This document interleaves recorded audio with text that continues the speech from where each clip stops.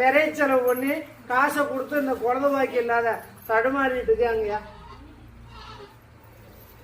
உங்ககிட்ட எனக்கு காசு முக்கியம் இல்லை, என்னை நம்பி வந்த என் குழந்தைங்களுக்கு நல்லபடியா வழிவகுத்துருவேன்.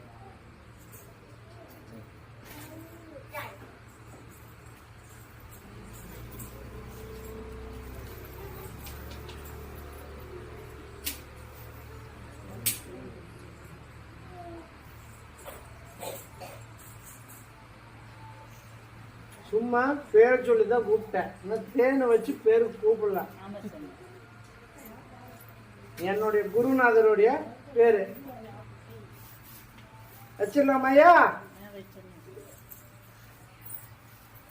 இல்லையா?